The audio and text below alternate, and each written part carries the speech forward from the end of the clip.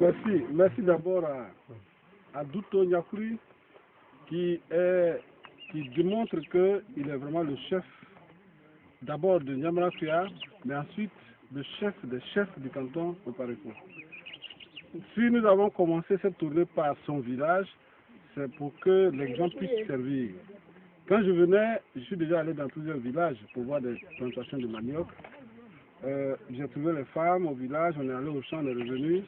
Mais l'accueil que j'ai reçu là, c'est vrai que c'était pas ce que j'attendais. J'attendais moins que ça. Je devais trouver des femmes qui étaient déjà au champ et je devais les trouver en train de travailler. Elles ont tout fait pour nous recevoir d'abord au village, ensuite venir avec nous au champ. Ça mérite qu'on applaudisse le chef central. Ensuite, sa sœur, ma femme, Dieu merci, elle a sorti la phrase qui est que maintenant que je vous ai vu, on va faire ensemble. Je pense que c'est votre fille pour certaines, c'est votre grande sœur pour beaucoup. Il faut maintenir le contact avec elle parce que demander une broyeuse pour 1 hectare de manioc, ça n'a pas de sens. La broyeuse peut piler tout le manioc d'ici en une journée. Et le reste de l'année, on fait quoi? C'est lorsqu'on aura 10, 20, même jusqu'à 100 plantations autour de Nyamarakuya qu'il serait bon de mettre une broyeuse. Parce que la broyeuse, pour la fixer, elle se fixe sur l'électricité qu'on appelle triphasée. L'installation coûte 700 000 francs. L'installation CIE seulement, 700 000 francs. Maintenant, la machine et tout. On a déjà installé une machine à Gogné, mais on a également installé, on est en train d'installer une machine à Bobo-Olivier. Et c'est des tests que nous faisons. Je souhaite que le plus tôt possible, on crée des plantations à Nyamarakuya parce que même votre soeur, à elle seule, c'est votre fille, vous la connaissez, elle est capable d'acheter des machines. Donc vous aurez les machines si le manioc existe. Il y en a qui disent que le manioc est là et puis on n'achète pas.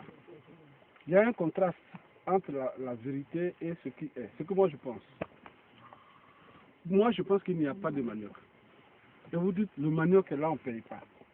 Mais s'il s'agit de payer manioc, il y a des femmes qui dorment à la gare, à Lakota, pour chercher du manioc. Il suffit que je leur dise, moi je mets mon camion à votre disposition, allez dans tel. Elles vont acheter. Mais à quel prix? Pourquoi on a fait ce manioc-là? Ce n'est pas fait pour qu'on achète manioc. Si c'était pour acheter manioc, on n'a pas besoin de venir ici et de participer à un travail. C'est pour que ce soit bien acheté. Et comme on a dit qu'on luttait contre la pauvreté, c'est pour que 1 hectare de manioc permette à des gens de lutter un peu contre la pauvreté. Sinon, moi j'ai déjà, la fois dernière, on m'a proposé de venir couper les manioc de Bagueridier un peu partout. J'ai dit non. J'ai plutôt acheté la plantation de quelqu'un, un instituteur qui était dans la cour tout de suite quand on devait venir là. J'ai acheté sa plantation à 200 000 francs. La plantation avec manioc, tout ça. C'est-à-dire c'est le prix auquel on peut acheter actuellement. Pour lui. Or pour vous là, je veux que vous creusiez le manioc, qu'on pile le manioc, qu'on mette dans des sacs et qu'on vende un sac au minimum à 6 000 francs. Là où le manioc d'un sac là, ça peut coûter 1500 ou 1300. Je veux que vous gagnez, parce que celui qui achète votre manioc à 1500 francs, il paye des gens pour éplucher. Cet argent là c'est pour lui. Il paye des gens pour piler, c'est pour lui. Il met dans des sacs, c'est pour lui. Or si vous creusez votre manioc, c'est pilé, vous mettez dans des sacs, les pâtes et vous vendez, vous avez l'argent de planter manioc, vous avez l'argent d'éplucher le manioc, vous avez l'argent de mettre dans les sacs et vous avez l'argent de fait que vous avez conservé votre manioc. Ça vous fait un petit plus. C'est ce qu'on attend. Sinon, s'il y a des gens qui insistent beaucoup, un peu pour jouer à un jeu, je vais vous envoyer un groupe de femmes, elles vont tout prendre. Puis vous allez voir que vous n'avez rien fait. Le manioc est recherché. Vous allez à Kilkoko, moi je viens de Bobo-Olivier, les femmes ont dormi. Avant d'arriver à Kilkoko, il y a un petit carrefour qu'on appelle Wasson. Elles sont là, elles attendent. Dès qu'elles voient manioc, elles courent pour attraper. Donc on cherche manioc. Mais on cherche ça à combien de francs? Et moi je veux que le manioc, que nous plantons ensemble là, que ça rapporte un peu d'argent. Donc au jour d'aujourd'hui, le manioc est recherché au niveau national. Mais si tu ne veux pas perdre des dents, c'est comme le café cacao. Hein. Si tu es pressé, ton cacao, tu vends ça à un monsieur à 150 francs, et puis on dit le kilo c'est 1000 francs, lui il vend ça à 1200 francs.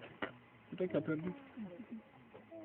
Donc le travail qu'on fait là, c'est faire en sorte qu'on gagne. C'est pas de planter et vendre. Si c'est planter et vendre, à tout moment, même tout ce manioc, on peut le creuser tout de suite. Moi, je peux trouver quelqu'un pour payer. Mais on gagne combien? Donc, continue à planter. Ça, là, c'est trop petit. Ça, c'est trop petit. Pour une machine. Et à partir d'ici, on va programmer tout le canton Pareco. Tout le canton Pareco. On va faire tous les villages du canton Pareco. Quand je commençais ce projet, c'est ici que j'ai commencé. Et je peux citer des villages où j'ai donné, c'est pas beaucoup, mais un peu d'argent que les gens ont bouffé parce qu'ils ont pensé qu'on s'amusait. Le premier village, là, même on a tout fait. Digromoué, mon propre village là. Là-bas j'ai donné, comme c'est là-bas, bon, j'ai donné beaucoup. C'est des choses qui arrivent. Donc, Azo appelé, Agnakir, donc on est né à Ayango, je suis sûr qu'on va aller faire les